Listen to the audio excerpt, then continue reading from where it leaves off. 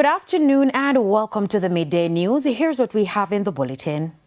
Final counting of ballots for general and local government by-elections underway. Reactions to the 2025 general election.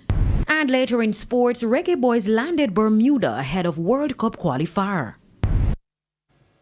Thank you for joining us. I'm Kerry-Ann Simpson. Here are the details. The final counting of ballots in the parliamentary election and local government by-elections are underway at designated counting centres. At the end of the preliminary count in yesterday's general election, the Jamaica Labour Party won 34 seats to the People's National Party's 29. The Electoral Commission of Jamaica says JLP candidates received majority votes in all three electoral divisions for the by-elections. Speaking today on Radio Jamaica's Hotline program, Director of Elections Glasspool Brown says the ECJ was able to deliver the results of the polls and the parliamentary election in particular in a timely manner. Mr. Brown says the attention is now on completing the final counting of ballots under the supervision of the returning officers.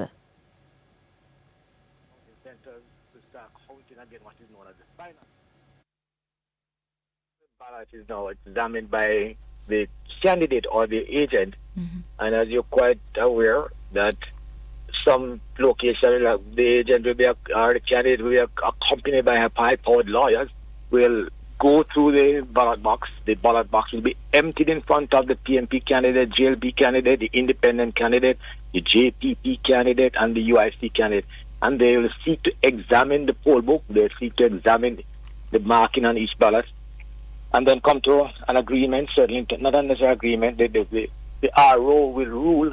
They will have the opportunity to question the ruling of the RO as it relates to every single ballot. So the process starts this morning and will continue for a while.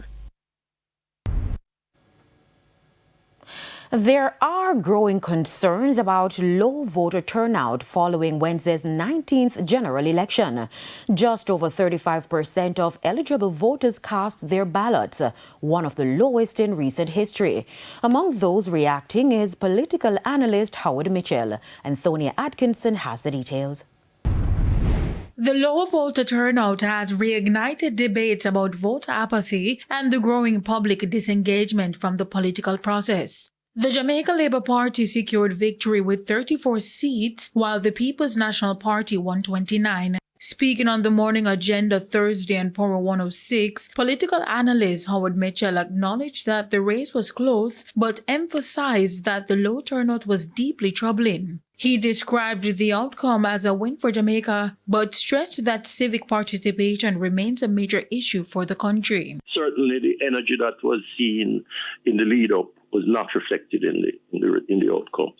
And from personal experience and the anecdotal experience, it indicates to me that things like the verification process, there was confusion about how the actual process was to be carried out. There were some PDs that were simply looking at IDs and asking the voter a couple of questions before swearing in him. There were some that required forms. There were some that didn't took the voter out of the line to do the swearing in. There were some that didn't. And all in all, I hear stories of people waiting 2 hours, 2.5 hours to vote. That cannot happen and should not happen when you have such a short time period to vote. And we have, according to the numbers of the electoral office, 1.9 million people on the list. Now that raises another question, which is that, are we satisfied that the list we have is properly, efficiently cleaned, and that maybe, we haven't cleaned up all the dead people and the people who have migrated, and that, so that the effective turnout may be more than 39%. When asked about whether turnout levels were encouraging, Mitchell pointed to the clear signs of low engagement across the board. If we had a high voter turnout, it would have gone late into the night. And there is provision in the law that once you're there at 5 o'clock, they can't close the polling station until everybody is dealt with. So the law could be flexible, but it would have created some dislocation, some additional dislocation for voters. And it did in some PDs, because some PDs were open until 6:30 because the process was so slow. Voter apathy was a clear and present issue throughout the election. The Electoral Office of Jamaica also encountered challenges with the electronic voting system, which may have impacted the process on election day. Antonia Atkinson, TVJ News. After a nail-biting race in the 2025 general election, the Jamaica Labour Party JLP has emerged winners. As you'll hear in this report, there were notable winners and losers. Details in this report. Peter Bunting will be heading back to Gordon House after winning South Manchester. The seat he once held, Central Manchester, will go back to the JLP's Rhoda Moy Crawford. She faced a tough contest from Manchester Mayor Donovan Mitchell, but after the preliminary count, Crawford polled 9,098 votes to Mitchell's 8,916, winning by a margin of 182 votes. Damien Crawford will also be heading back to Gordon House after winning the St. Catherine North Western seat. And in what some describe as shocking, political newcomer Isaac Buchanan emerged victorious in Eastern Portland, defeating Anne-Marie Vaz 8,316 votes to 8,181. The people have accepted the DEEP, that is the Digital Economy Educational Program, which we are going to march along, and we are going to change the lives of the people of Portland. The people also understand that when I said I'm bringing the heat, they felt it today. And this is not a catchphrase. When I say I was breaking the vase, I was breaking some entitlement in this country where anybody just feels like they can take advantage of the rest of us. The JLP's Norman Dunn lost to the PNP's Christopher Brown in southeastern St. Mary. The PNP's Steve McGregor also defeated one-term MP Donovan Williams in a closely fought contest for Central Kingston. And the PNP flipped Westmoreland and Hanover with Dr. Dayton Campbell, Ian Hales and Wayne Vaz all returning to Gordon House. In Western Hanover, first-time candidate, the PNP's Heather Miller Bennett is elated. Thanks to all my supporters. I want to say thanks to the constituents. They have done well. Given me the best ever. In terms of moving forward, now talking about your plans for your constituency. Well, high on agenda is infrastructural development, youth empowerment, looking at supporting our farmers. Those are some key and priority areas that I intend to do. Water has been an issue throughout the constituency, and I intend to lead that charge to ensure that our constituents have water, reliable water source. Raquel Porter, reporting for TVJ News. And over in Western St. Mary, there was jubilation as the Jamaica Labour Party's candidate Robert Montague secured a third consecutive term. I feel great!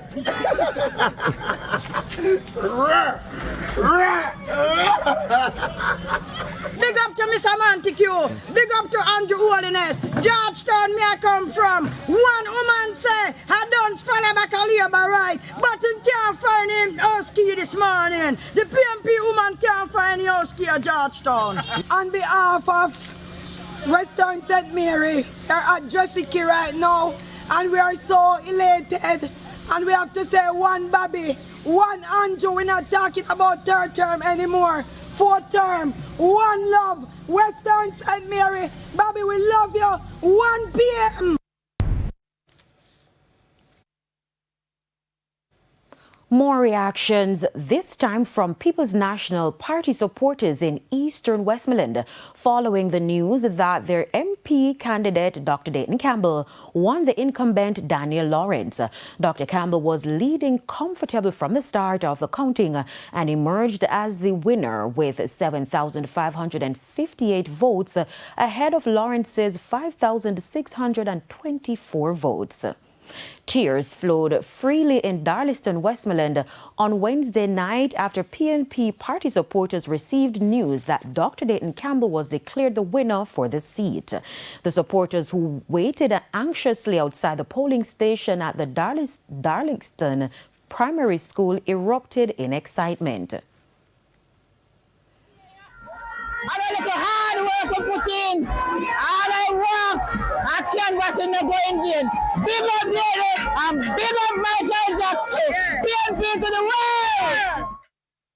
PNP lost the seat in the 2020 general election to Lawrence, but supporters say he was not deserving of a second term. Wonderful, man. Wonderful, man. Tremendous, you know. It's a victory, man. We give it to them, we take it to them. Long time ago, we take it to them, you know. We got free this, sir.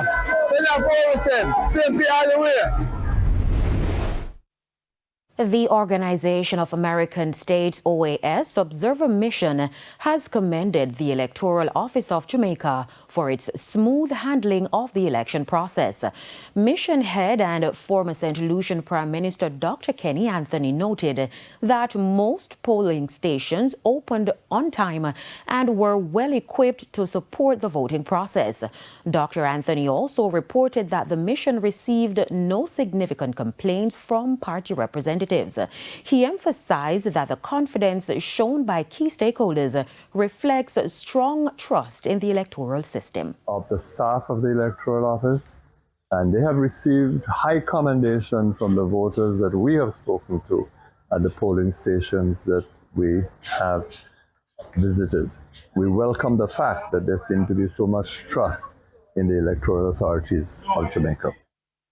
Dr. Anthony acknowledged that while the overall process was commendable, there is still room for improvement, particularly in enhancing accessibility for persons with disabilities. We are observing closely the measures taken to facilitate assistance with persons with disabilities as well as the elderly.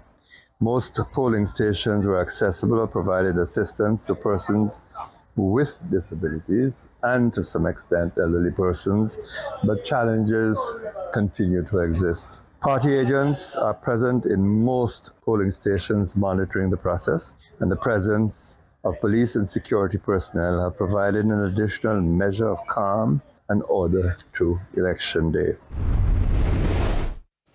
Flow Jamaica says internet, landline and TV outages across St. Catherine, Maypen and Mandeville were caused by a major act of vandalism, with fiber cables near Mandela Highway deliberately damaged.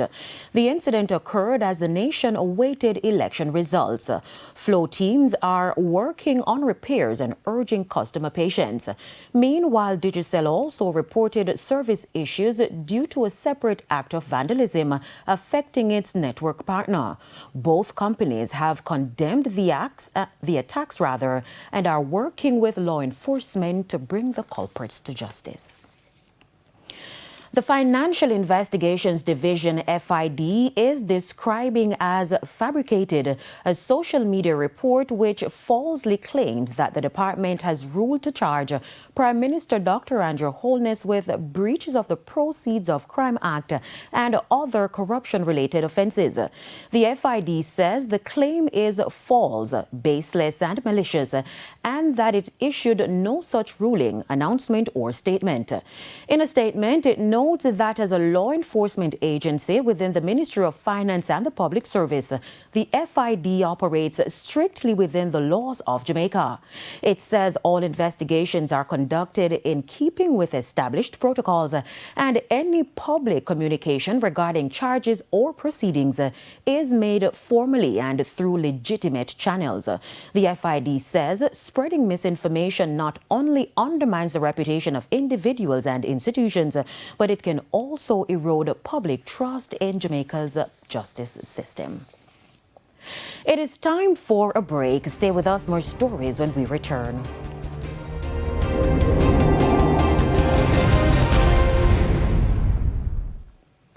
Welcome back to the Midday News. It is now time for the Business Minute.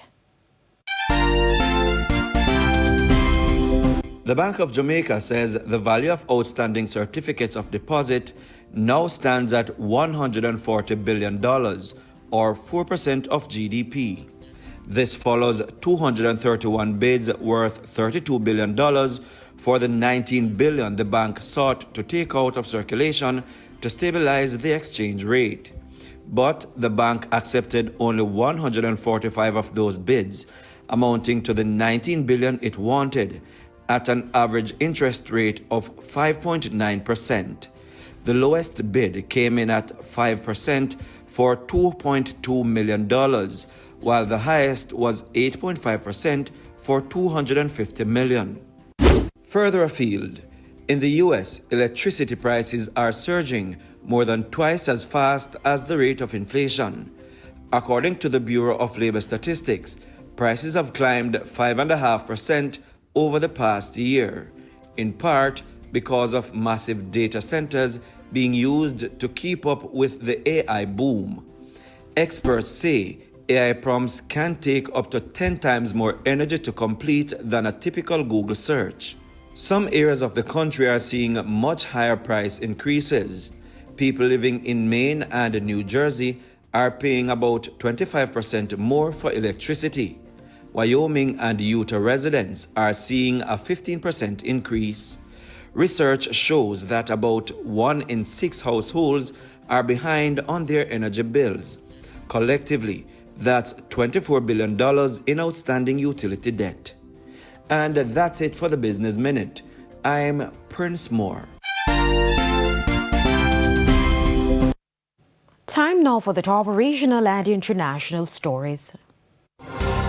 In the region, Dr. Irfan Ali has been re-elected president of Guyana. The Guyana Election Commission GCOM declared the election for Ali's PPPC party following Monday's polls. The PPPC garnered 242,498 votes compared to its nearest rival, We Invest in Nationhood, with 109,066, an impressive showing for a party that is just around 3 months old. APNU has been relegated to third position with 77,998 votes, meaning that Auburn Norton would likely not be opposition leader. On the international scene, a federal judge in Boston has ordered the Trump administration to reverse over $2.6 billion in research funding cuts to Harvard University, calling the move illegal retaliation for Harvard's refusal to change its governance and policies. U.S. District Judge Alison Burroughs emphasized that while combating anti-Semitism is important, it must not come at the expense of free speech. The ruling is seen as a major victory for Harvard in its dispute with the White House. And those were the top regional and international stories. I'm Shane Masters. Thank you, Shane. We now head to a quick break. When we come back, we'll have your midday sports report.